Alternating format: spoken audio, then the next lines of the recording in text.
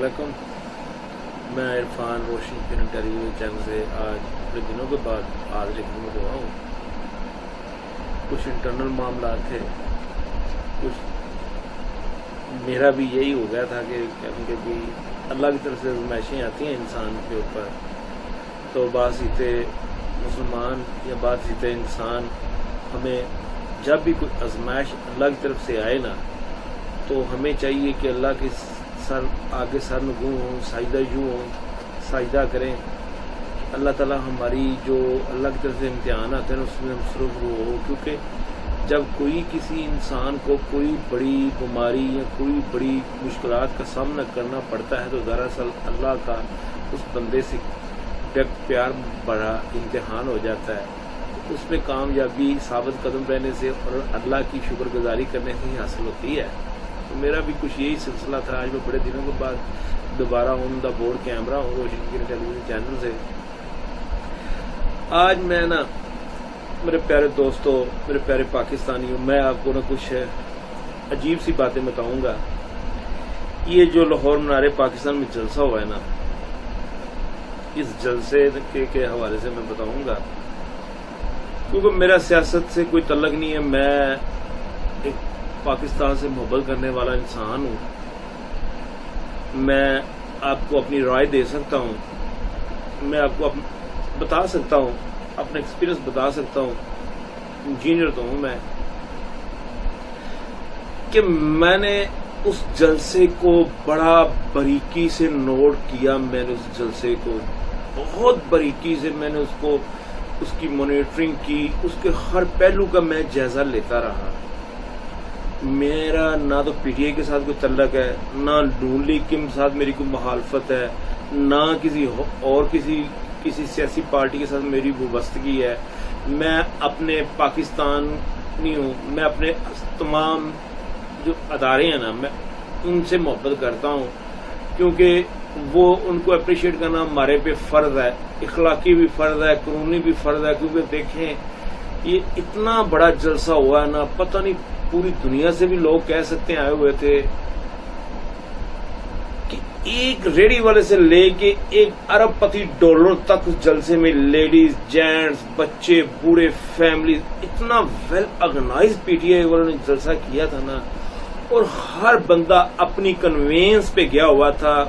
वो ठीक है, रोड ब्लॉक किए हुए थे, जगह जगह नाके लगाए हुए थे। जो मीनार पाकिस्तान के ऊपर ब्रिज बना हुआ है ना, यकीन करके जाने वो 2-2.5 किलोमीटर राउंड अबाउट ब्रिज बना हुआ है, वहां पे भी खड़े होने की जगह नहीं थी। तो हमारे सोर्स ने हमें बताया है कि मीनार पाकिस्तान में जो जलसा हुआ है ना, हमारा रिसोर्स बड़ा डिफिकल्ट सा है, दुनिया से हट के हमारा रिसोर्स।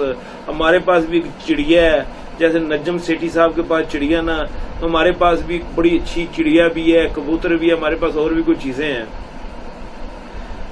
तो मेरा एक दिल तो ना बड़ा खुश हुआ है। मैं ये सियासतदानों को या किसी को अच्छा बुरा, ये बात की बात है, ये अवाम ने फैसला करना है, हमने अपनी राय देनी है।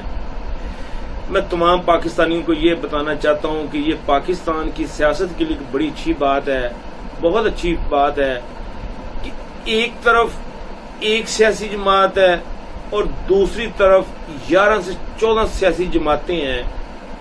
ये क्या मसला हो गया, ये 14 जमातों को आज ये इमरान खान के खिलाफ सारी यकजू हो गई है, यकजहां हो गई हैं। इमरान खान साहब कहते हैं जी मेरी गवर्नमेंट, जो अमेरिका के कहने पे मुझे गवर्नमेंट से निकाला गया।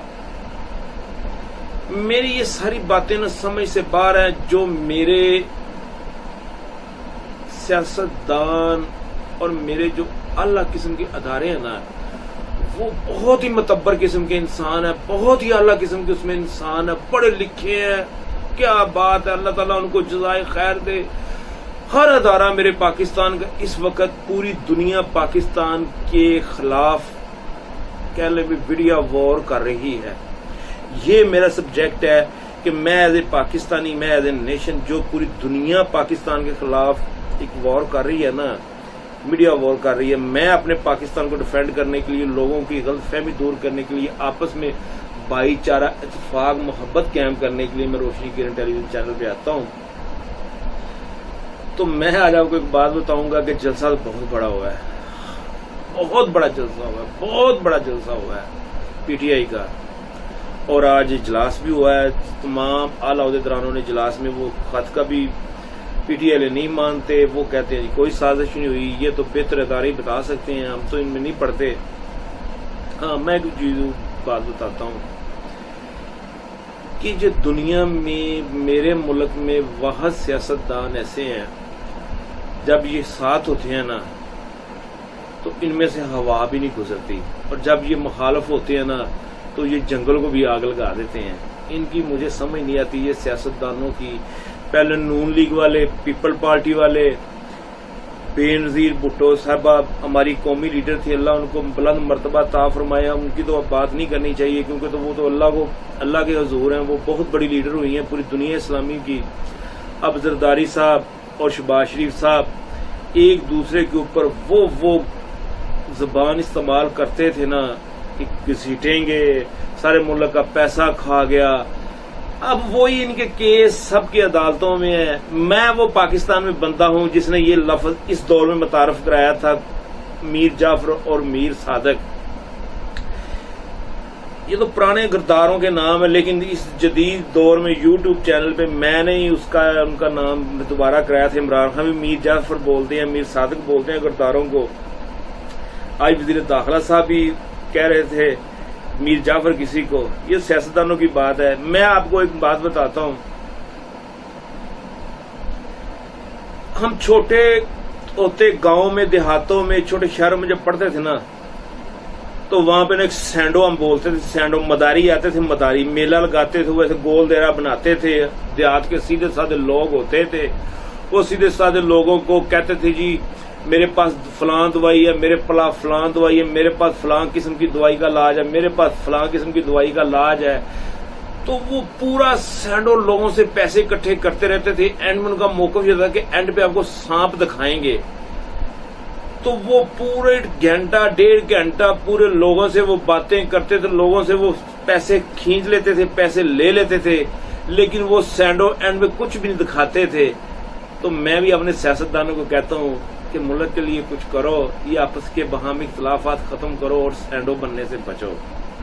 میں آپ کو بتاتا ہوں کہ مجھے اتنی تکلیف ہے کہ چھانگا مانگا روڈ، یہ پچھلی گورنمنٹ کی چھانگا مانگا روڈ ہے، تحصیل چونیا کی سب سے مین شاہراہ ہے. ہزاروں گاڑیاں وہاں کے روزانہ گزرو بسر ہے گاڑیوں کا، لیکن وہاں پہ ٹھیکیدار کی نالائکی کی وجہ سے یا گورنمنٹ کی نالائکی کی وجہ سے یا پتہ نہیں کیا ہے، ایک سائیڈ ہے جو لاہور سے جاتے ہوئے لیفٹ سائیڈ، وہ تو میں آپ کو 100% کہتا ہوں نا کہ وہ تو سائیڈ انکمپلیٹ ہے.